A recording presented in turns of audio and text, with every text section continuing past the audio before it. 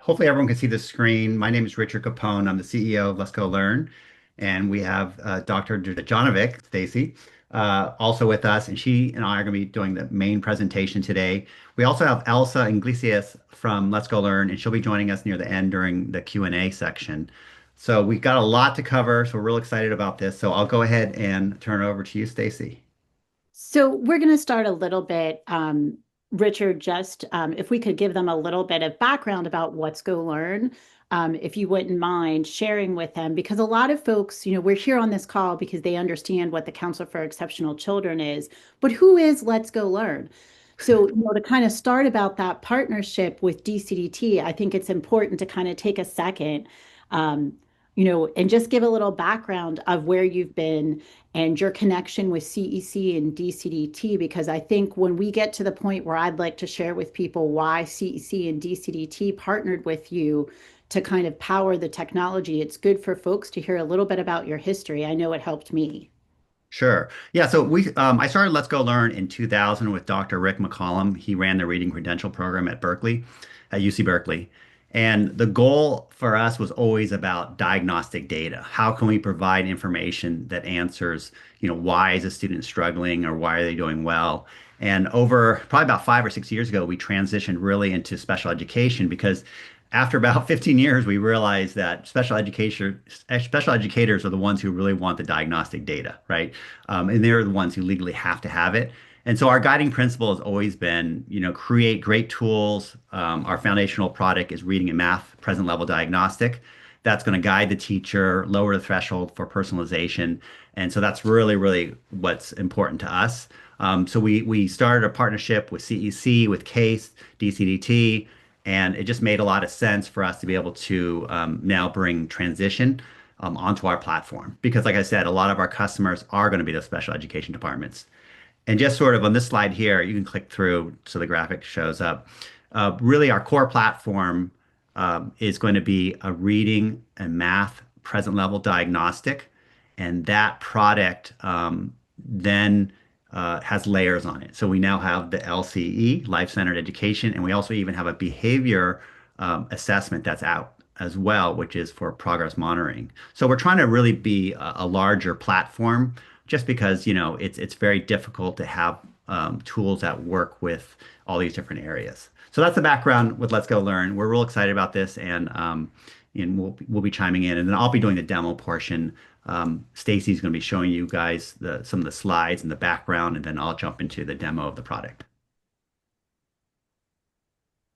So when you hear a little bit about Let's Go Learn, of course, I'm going to make an assumption here, Richard, that everybody's here because they're members or supporters or turn to the Council for Exceptional Children as the vision and voice of special education. So as we know, the life-centered career education is something that was started by DCDT's founder, Don Berlin, through the Council for Exceptional Children, because the Council for Exceptional Children knows that, right, we all want all kids to live, learn, and work in our community. And when we started this endeavor, why is this so important to CEC and DCDT? And I want to make some assumptions, but I think it's important for us to have a conversation, about what CEC and DCDT is about. I mean, we are about, so we're looking, we know that Let's Go Learn is all about providing data-based, right, diagnostic assessments and tools that are going to help educators improve, we could say, behavior, reading, math, transition skills, but it's all about everything we're doing is about improving students' outcomes, right? So if you're not familiar with CEC's Division on Career Development and Transition, I'm really proud to serve currently as the executive director, but a former president myself. And someone who was really looking for the things, if you're on this, I saw in the chat that a lot of people are um, transition coordinators, psychologists, administrators. But one thing that I think we all have in common is that we all want our kids, we want to be empowering participation in the community. And you can see on the slide how we do that is by having research informed practices that really help our students with disabilities engage fully in their communities and their workplaces. So we're really looking, as you can see, we're advocating for outcomes. We want to promote independence, and DCDT is always looking to make sure that we can give the field. So those of you doing the work, really working to make sure that our youth are engaging in their communities, their post-secondary education, their employment, their communities, social, recreational, that we're really going to do this if we're giving you research informed practices, right? Because one of the things that we know is that we've continued to expand in the field, but why are our students' outcomes not improving? And I think we could talk about this on this call. And I know Richard and Chad Rummel and I have done that at length. A lot of the times is in the schools, we are not taking what we know is going to improve students' outcomes and actually implementing it. And that's really what we wanted to do. And I know those of us in the field are really familiar with this pyramid, right? We use it all the time in our MTSS model.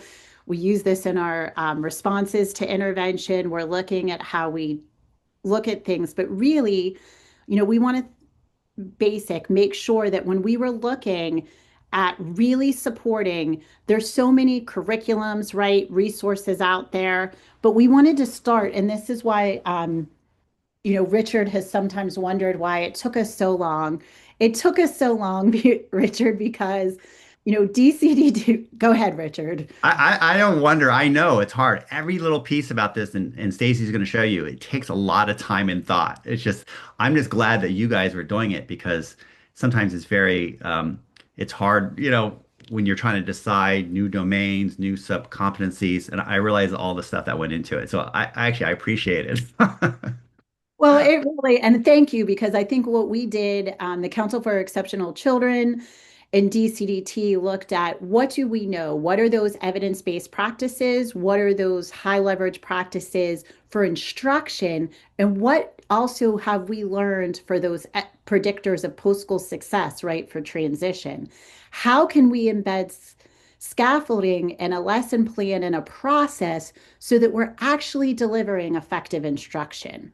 So we really spent a lot of time just on, and looking at the foundations at, CEC and DCDT is how can we take those high leverage practices, UDL, all these instruction and simplify it into a module where everything's there for the teacher, right? Because Elsa, who is going to talk more with us in the end, can tell you that she knows as someone who's worked in the field and delivered PD that we need to have lessons that can be adaptable, but yet have all the information.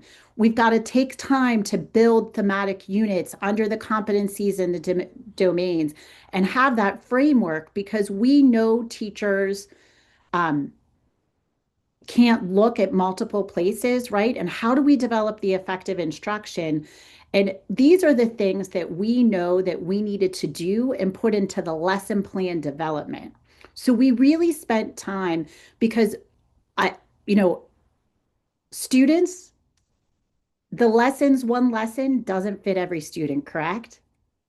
We know that. We know we want to design universal design for learning, for accessibility for all learners, but also just multiple pathways for the students. And then I think, and Richard and Elsa are welcome to jump in here, but we wanted to make sure that teachers could then see high leverage practices built into the lesson plan and those evidence-based practices so that they didn't have to look it up. So it wasn't just about designing a lesson for multiple learners and making sure that we were designing it with all those principles, whether we call it accessibility or universal design for learning for the students, but also for the teachers, because we all know teachers come with different toolboxes, different experiences themselves.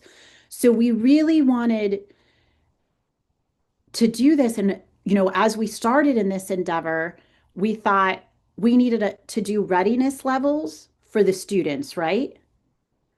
And we're talking a lot about then scaffolding curriculum based on the students' readiness levels so then that we could do growth and inform our next steps so that you could take the lessons. We didn't want something that had to be developed in a sequential model, but that you could take as the educator where your students are, assess them, and then scaffold that curriculum.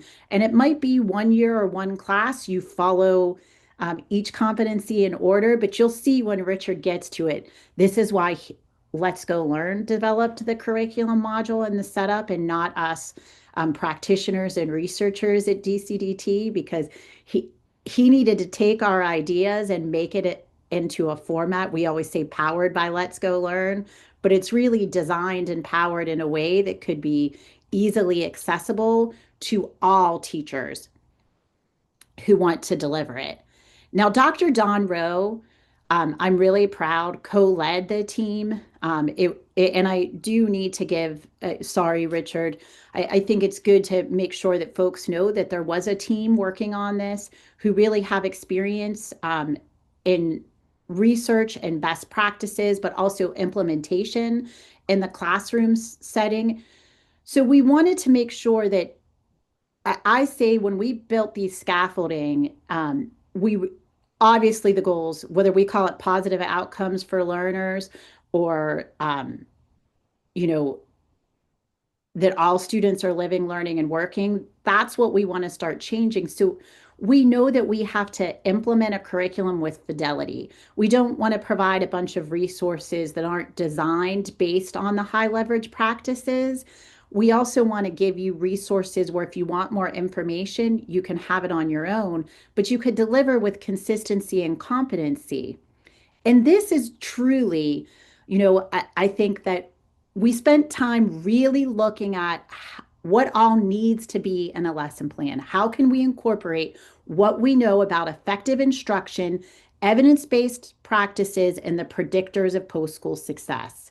And that's why I wanted you to see the background that CEC partnered with DCDT, and we have folks like Dr. Rowe, who really was instrumental in the National Technical Assistance Center and really writing and doing the research and gathering that data on what are evidence-based practices, predictors of post-school success, and really spending time on the lesson development. But then this is what we needed to do.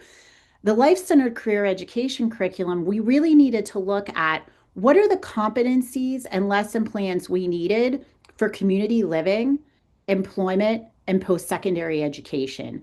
And you can see that this is designed based on the three post-secondary goals that we're all working on in the field that we want our students to reach. And community living, I think on another webinar, Richard, you and I talked about how instead of independent living, and I know we're stuck on community living, but this is my opportunity to share with the 84 folks on this call that I really wish we would change that term to adult roles and responsibilities, because that's what we really want to make sure.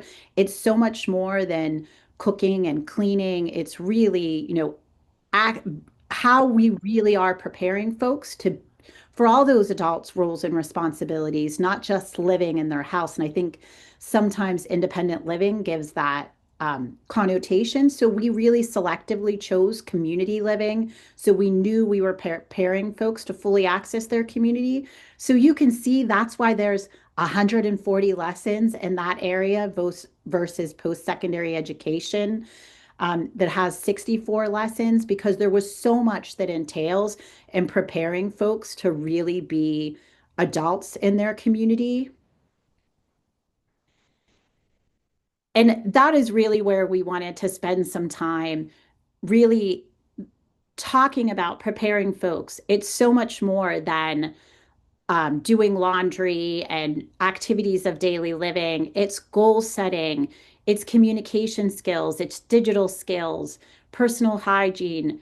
What does safety and emergency preparation look like? And this is where Richard and I had a blast, because when we're saying about updating, looking at the competencies, we sent out a survey, we made sure that we were correct. These are things that we didn't talk about in the last LCE, and why we wanted a platform that we could update. Ride sharing apps weren't something we were teaching kids. Lesson plans on catfishing and scams and emotional manipulation. So we're really preparing students for emotional, I mean, emotional manipulation for community living. And Richard, please share how much Yeah. fun your team had looking over our No, lab. definitely. I mean, I think the feedback so far has been too, this launched July 1st, is that the topics are really, really broad. They thought it through. And, what's happening is, I mean, think about it. Catfishing, emotional manipulation. These are topics that are very difficult, even for an experienced teacher. So what's really nice is that they took the time to think about this and really each one is a very, very long and thorough um, lesson plan. So I think this just them taking all the time to make sure that everything was included was really important. And plus, the system is very flexible moving forward. It's now, it's a SaaS product. It's an online product that can be updated over time. We can modify things. So that's what's really awesome too. So, and this is where I would like to, Richard, why is it powered by Let's Go Learn? And you heard a little bit from Richard about what they stand for and where they really saw that they needed to be at the forefront. And I think what's interesting is, you will find Let's Go Learn not just at the DCDT conference or the CASE conference or the CEC convention, which I hope to see you all there. You often see Richard also at, we see you in the summertime advocating with us at the Special Education Legislative Summit along with us. So we know that this is something that's near and dear to you. Let's Go Learn. Elsa, that's on with us, is someone who has, and Elsa, I don't want to give up too much about you, but everybody I meet from Let's Go Learn is very passionate. They have a background in the education setting. They want to do everything they can to improve kids' outcomes. And we were really looking at Let's Go Learn, as I said earlier, to take this technology, provide us with the tech support and training, the design. We care about data in special education, and we need to make sure that it's data that's informing our instruction. And these data tools, we need to be able to be using the latest and greatest. We need people who have minds in the engineering to take all the things we know and finally have it come so that we can actually have a curriculum and a platform that focuses on each student's needs, is not static and can evolve as the field evolves. But also, when we say the field, Richard, how instruction takes on multiple means, and there's new software coming all the time. And it's been so exciting just from starting these original conversations within CEC and Let's Go Learn. DCDT wanted to make sure that we had we were not we believe that transition is a set of skills that can be taught, and it can be taught with all the instructional practices we know intentionally, and we wanted to see that happening. And And so what we were trying to do is just make sure we support all that logistics, right? The thing about a SaaS product, a software as a service product, is can you connect to the district's SIS system? Can you provide testing? Can you provide pre-post reports? Can you provide tech support and training, open office hours? And so that stuff we are already doing for all of our other customers, and especially we know special education is a little different than general ed. And so that's another reason why we're trying to really just bring it all together. And then that way, CEC and DCDT could specialize in what they do best, which is being the experts in special education and transition. And then we can come in there and round it out. And so I think the that's what innovation you provide and the accessibility and looking at that and really making sure that we're using technology. I mean, it's fun. Even as of yesterday, Richard, you're on a Zoom call with me, taking ideas and information that we have and looking at a way that you can use technology to greater reach teachers and have this accessible. And well, let's build this. I love that you're open to doing that. thank you. All right. So let's go ahead and I'll share my screen right now. We're going to jump in and okay, I lost the button. There it is. Okay. And I just want to make sure you guys can all see my screen, right? Sharing properly? Yeah, okay, good, thanks. All right, so let's go ahead.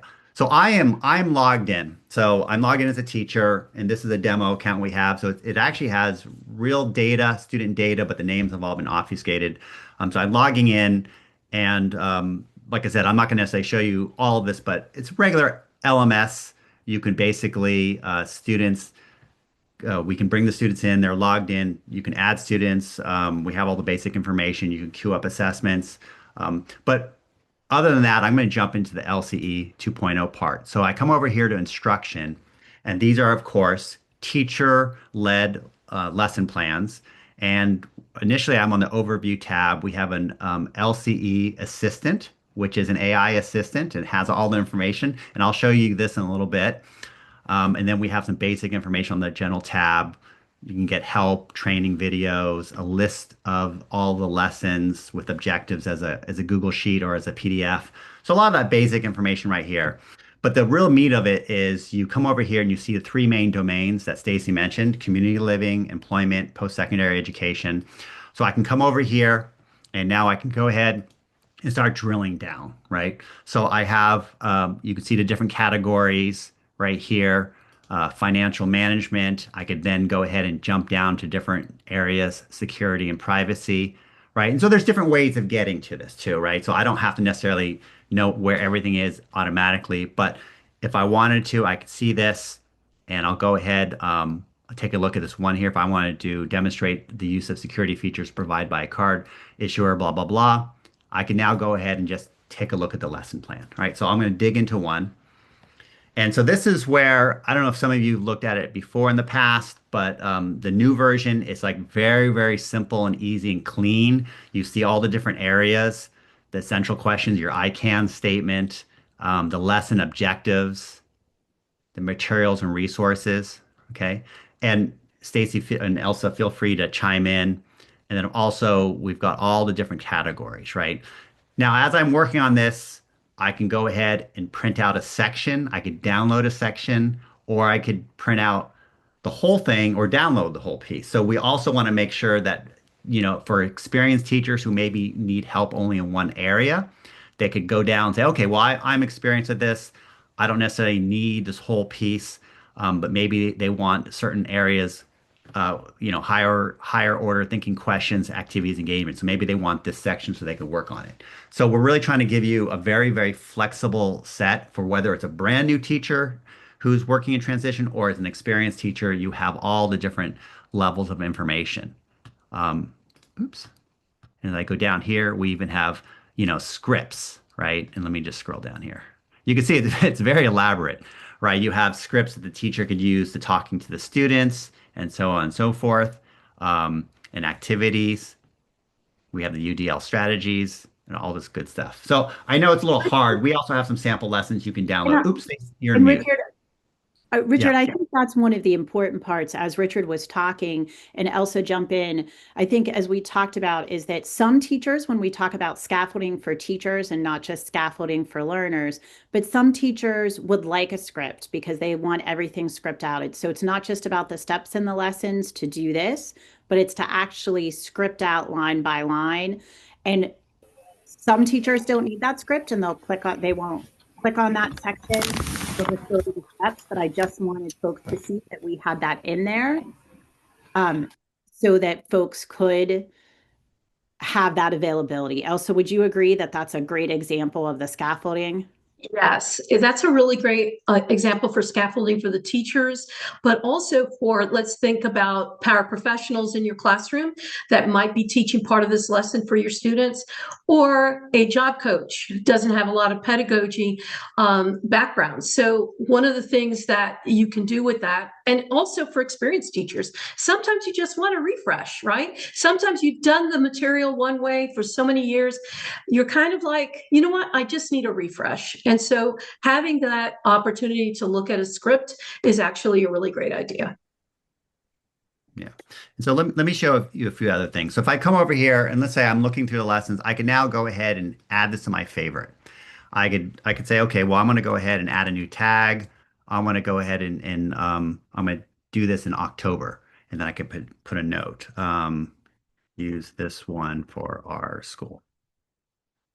Okay, so I can start going through, decide what I'm going to work on. Later on, I can come back to my favorites, and now I can see the different lessons that I've starred, right? And you can have different categories. Here's the ones that I've starred for November.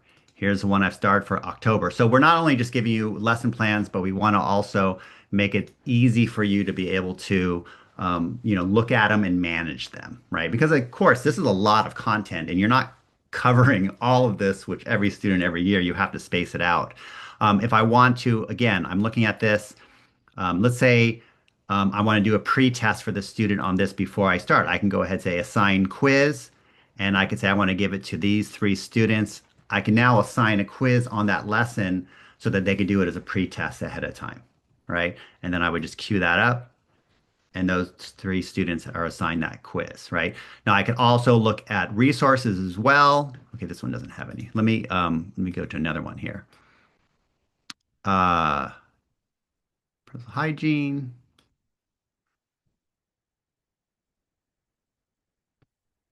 Oops. Okay, here we go. So, some depending on the lesson, there's resources. This one has a guide right here. Some of them will have a whole bunch of resources. Some will have, a medium amount, but also there's linked resources as well. And these will be PowerPoints. Um, we try to provide the PowerPoint, not just a PDF. And then sometimes there's going to be Word files, and sometimes, in some cases, it could be even editable Excel file. So, again, trying to give maximum flexibility when we are providing resources that sort of support that lesson. We're trying to make sure that it's editable because a lot of times as a teacher, you need to change it, right? Now the other thing is, let's say I want to go ahead and find something, a lesson. If I want to just sort of keyword, oops, let me see here. Actually, I'll try it on I apologize. So there's 2 ways. You could normally just put keyword lessons right here and you could find something. And I realize, let me see here. Yeah, on my demo server right now, this is not working, but I know it works in the live server. But I can also use the LCE assistant we have here. So what this AI assistant is, we actually uploaded all of the lesson plans objectives, and I could say, I need a lesson on on getting a job. Okay. And the great thing about AI is I could type it in there really fast. I could misspell things. It's contextual aware. So now it's listing some different lessons on jobs, right? And again, it's telling me the path. It's giving me the code. So I can go ahead and I can see those codes, and I could take a look at it, right? So let's say JSA1. This is interesting too. Um, Job acquisition and employment skills, job search and application. Okay, so watch this. I can now also come here. Great.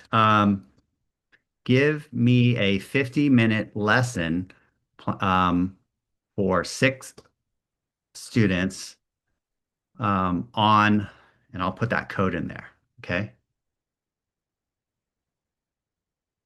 So now I'm just using general AI to be able to. Oops, here we go. Now here it is. It's a structure, a 50-minute lesson for 6 students on JSA1. Identify the steps and blah, blah, blah, blah. So now it's breaking this out, giving me the materials I need, the lesson structure, direct instruction. So it's basically helping me create a lesson plan on the fly, right? So that's what's sort of cool about this. Now, this AI assistant will expand over time. Stacie and I were just sort of brainstorming yesterday about how we can add more into it.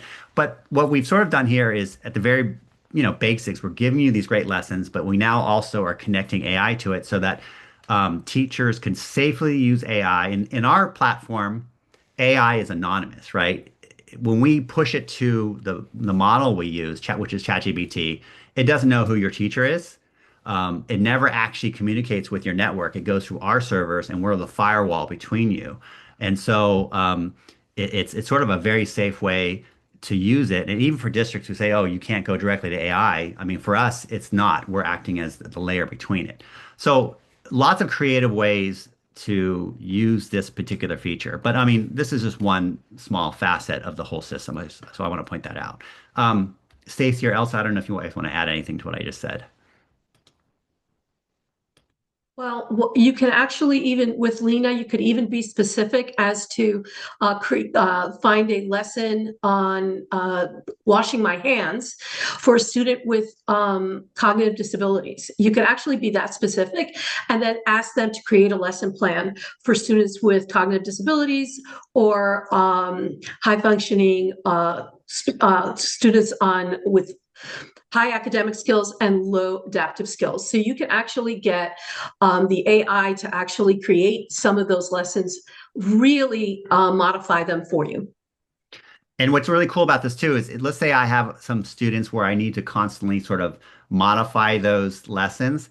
I could save my own prompts, right? So right here, I don't know if I have any on here, but these are some different prompts. But what I can do is I can go into the document system right here and go documents, and I could create a new document here, and I'll put LCE or project-based learning lesson, right?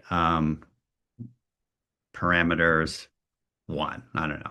So then I can go ahead and write that out. So I could say, hey, create a project-based learning lesson for 90-minute sessions because that's the length of my classes, and I want to be able to do it with students with particular disabilities or certain constraints. I could write all that out, and then I could save it. And now, if I save this as a prompt, right, it'll show up in that little menu there. So then you don't have to write the same thing every single time. So this is a really, really powerful tool. We're so excited about this piece. And of course, we're using it. A lot of it is for the reading, ELA and math, PLAF, and SMART goals. So we have it just nailed down writing first draft AI PLAFs as well as SMART goals on our regular platform. But anyway, but it ties into here because the whole system's connected. Okay, hopefully that makes sense. I don't know how much people are using AI, but it's about prompting prep correctly, and this is a great way. So whatever I save there, I come back over to Lena, and Lena will now have that prompt stored in her. Okay. Um, all right, so let me go back over and just let's come back over here to lessons. So the other thing I want to show, I did real quickly talk to you about the quizzes. So one of the other parts about this is, and I showed you how you can queue up a quiz for any student right here, assign quiz. So if I'm doing a particular one, I could assign that quiz, pre-test, post-test. We are adding little buttons right here, which will say queue up quiz for this whole competency or the sub-competency. All right. So if you say, well, what I want to do is I want to just go ahead and do communication skills. All right, this one only has one, so let's do something that has more than one. If I want to test the students on all four of these areas, I can basically queue up a quiz on conflict resolution. Okay. I have it right now under a test queue, but we're going to add a little button right here. This was part of the input we've been getting this fall is, oh, I don't want to have to go to another page and find it. I'm on the conflict resolution. Why can't I just click a button right here? Sort of like how we have this button, and then I want to assign this whole sub-competency to my students for a pretest. Okay, so that's coming probably in a few weeks. But again, we realize part of the difficulty, in transition is you just need things really flexible. Okay, so hopefully that makes sense. Now, I think that goes back to what I was saying about one of the reasons why, this is powered by Let's Go Learn is that rather than having a static platform, you're willing to look at ways to make it more user friendly. And as technology evolves, it won't just be you or the team changing how things look and how things operate, but you're going to really be responsive to us, the users. Yeah. Otherwise, right here is another way where I would add it. And I'm sorry, I realized we just refreshed our demo server. And so I guess we didn't add the SKU back onto this.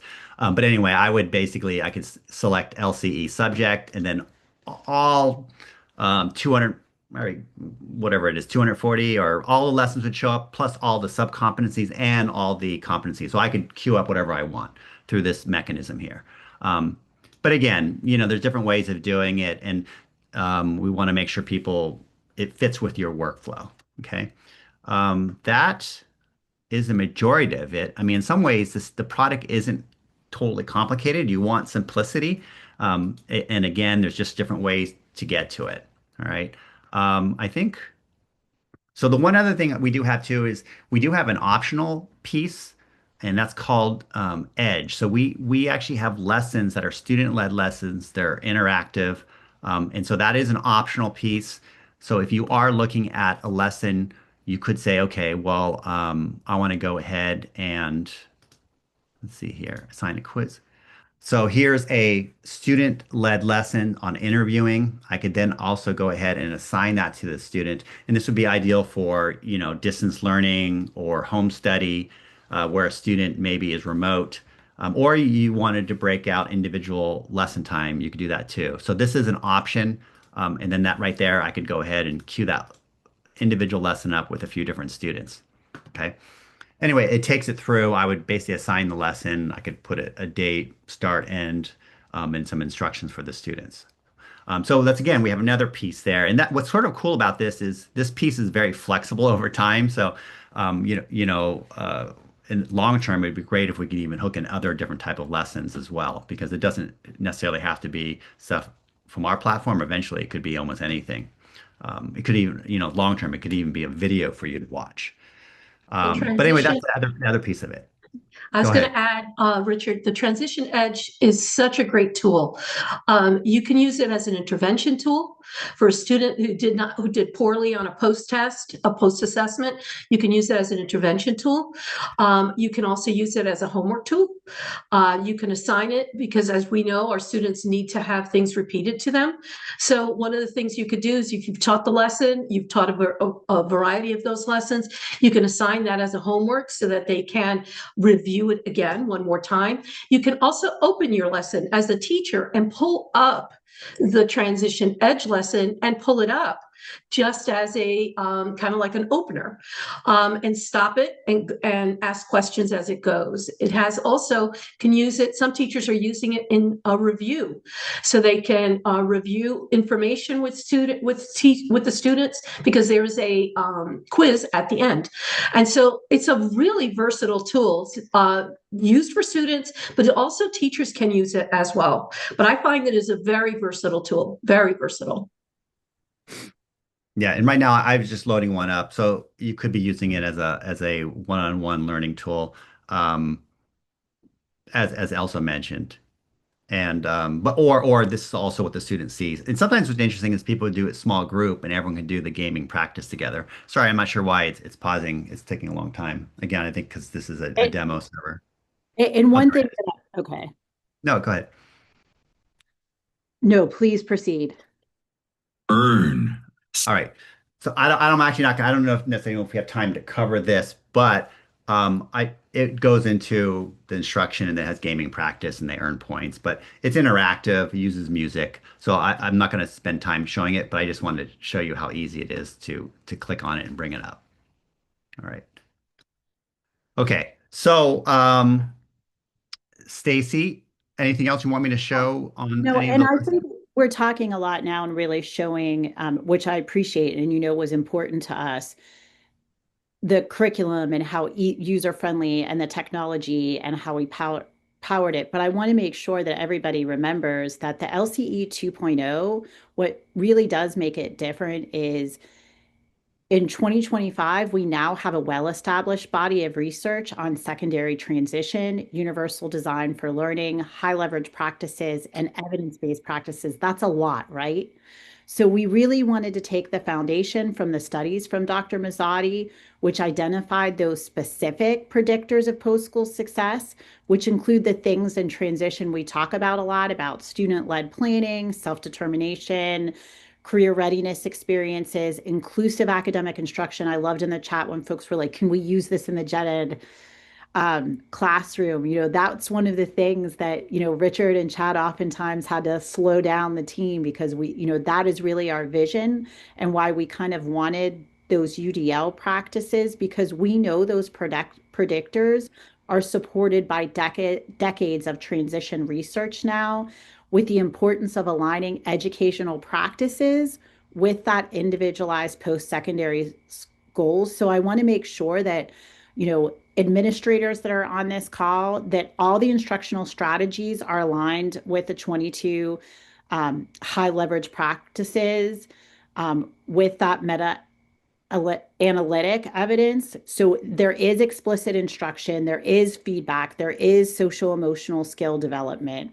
So we know if you implement these HLPs consistently, right, we're going to have improved student engagement, academic achievement, and what I think we all want are those behavioral outcomes. So I just wanted to make sure you know that we really did take those frameworks, and now it's fun to take all this and put it and work with Let's Go Learn to make sure that it's presented in a way that's very accessible and able to be implemented with your teachers who are all very overworked.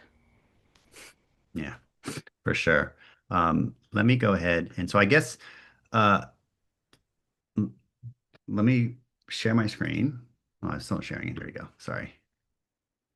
Okay.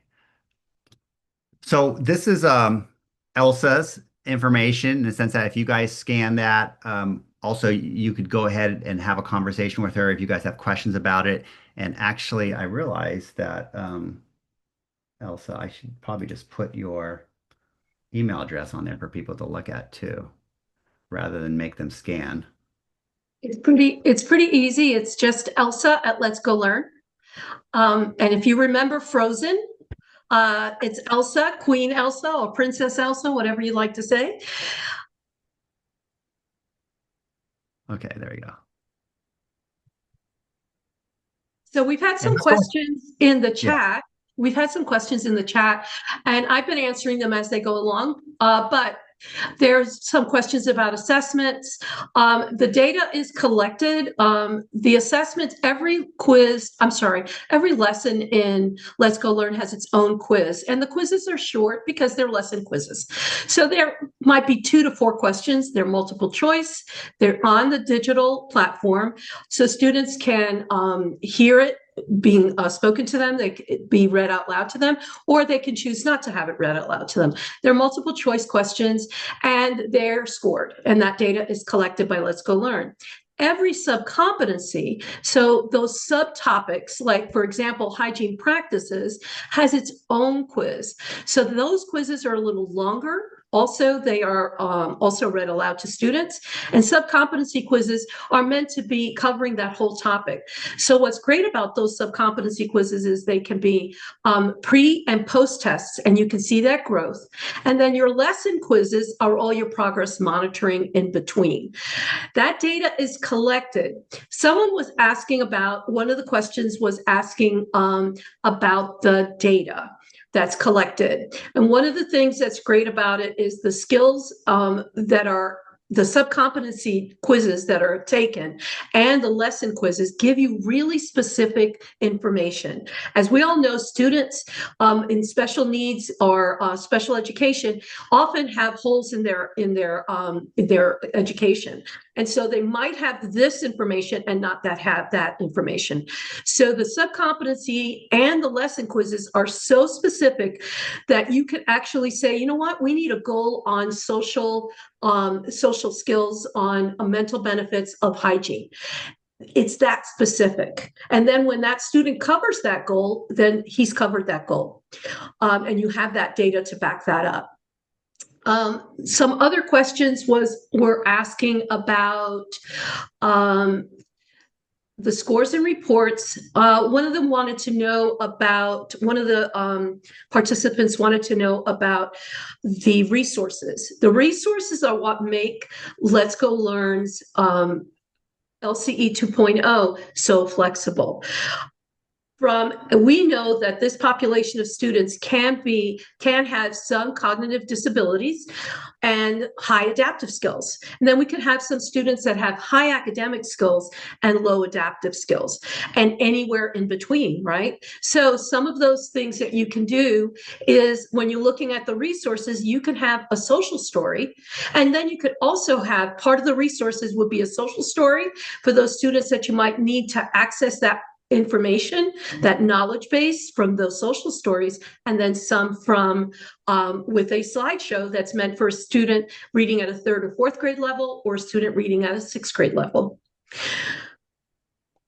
Let's see. There's a couple other questions. Am I mute? No. What other questions? Yeah, there's one. Someone wants to see a lesson as well, but let me point out the resources. And I apologize. It's good to find one that has a lot of different resources. I'm not exactly sure which one would be the best one. I think there's one on self-care, components of self-care. I think it's lesson 1, has like tons. Oh, okay, okay, great. Yeah, So it has tons of them. Yeah, yeah, self-care. so some of these lessons, just so you know, the resources, yeah, this one has a lot. You can see here a model, template, a chart, a checklist, um, understanding self-care. So, and here's a PowerPoint. So I think in general, what we try to do is if there's different pieces, we try to provide in an editable format. Okay, because I know a lot of them were like, okay, should they be converted to PDFs? And we said, well, let's try to keep some of them as Word files and some as PowerPoint. But I think sometimes we'll do both. So in this particular case, I just downloaded a PowerPoint file, right? So this is meant to supplement this where the teacher could use it. But then some of them, like if it's a chart, maybe it's a graphic. Oh, that one's a Word file. Okay. So again, sorry, I'm pulling these things down. So this one is a Word file, and there it is. Okay. So again, those are a different type of resources that you can have. We're trying to provide, and sometimes there's even like exit tickets, things that you may log files. So again, they're all different ones because the lessons are so different, right? So these resources are going to vary based on the individual lesson. Okay. And Like, again, for example, some of the lessons will have the vocabulary, the content vocabulary and academic vocabulary that's in each lesson will be, those are important. And it doesn't matter, no matter what level the student's accessibility is, they still need to know those vocabulary words. So what's the flexibility of it is that the definitions of those particular words are written at a sixth grade level. Sometimes they're written at a third or fourth grade level, and sometimes they're written in a social story format so that students can actually access that vocabulary. Because the key objectives of the lesson plan are always covered, and it doesn't matter what level the student is reading or trying to access that information. We want to make it as flexible as possible for the students as well as the teachers. Let's see. and I'll show someone wants to Mhm. see one of the student-led lessons, but I'll do that last because I don't know if everyone wants to see that. And it takes a little bit of time. But I'll show you. They're pretty cool. As far as some other questions, yes, the Word docs will transfer to Google Docs, right? So if you download this Word file right here, you can drag that into Google Docs and it opens it up, or you can convert it to a Google Doc. Same with PowerPoint. We chose those files because they're the most flexible because you can open up in Office or you can bring them into Google Drive, and so on and so forth.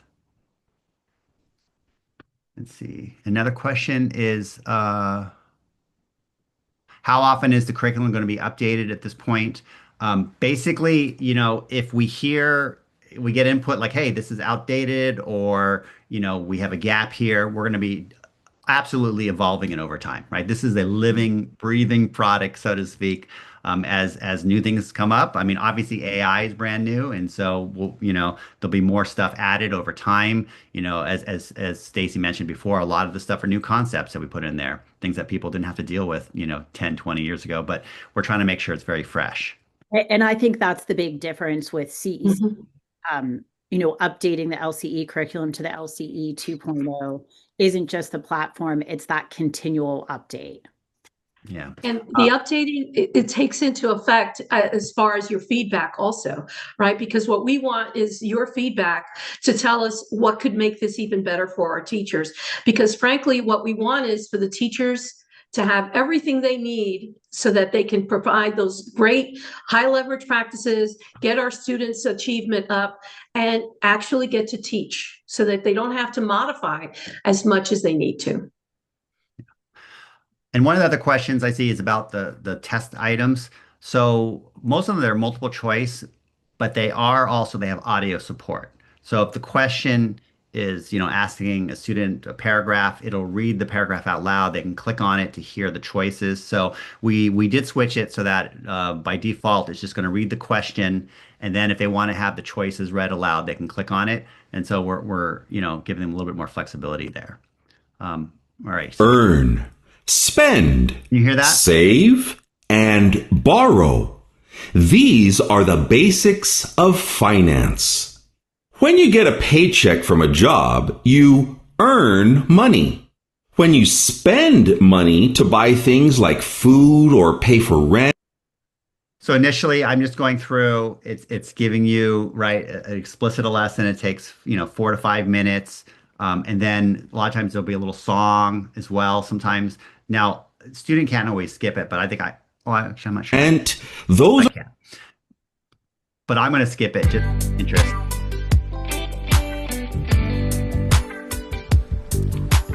Jill earns money from a job when she gets her paycheck. Every 2 weeks, her pay deposits into her bank account. Jill spends money to buy things and payments she must. So again, does an explicit instruction, has a little music-based lesson, and then it goes into gaming practice, which I'll show you real quickly, and then I'll finish. So then the gaming practice give you corrective feedback if you don't. Let's fill in the budget. Read this passage and select whether this amount goes in the earns, spends, saves, or borrows section. Okay, so that's it. Where does this amount go? Okay, so anyway, what I'm doing here is I'm just sort of showing, you go through, you get the points, and then if you get something wrong. Nope. Mike's expenses added up to $1,200, so this number goes into the spends category. Yeah, and anyway, then you continue. So that's the supplemental optional piece. It's not everyone's using it, but we do want to bring it up because it has been popular. Okay.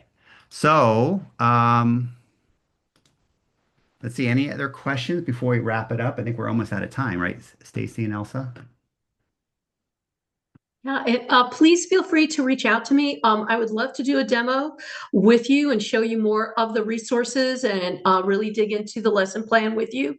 I am really excited about Let's Go Learn's LCE 2.0. I do this for a living, but I also have a son who went through a transition program. And so it's not only for me, it's not work, it's personal. So when I say that this stuff is really good, really, really good lesson plans I wish I had them for my son. All right. Thank you so much. Stacie, any final words before you wrap it up?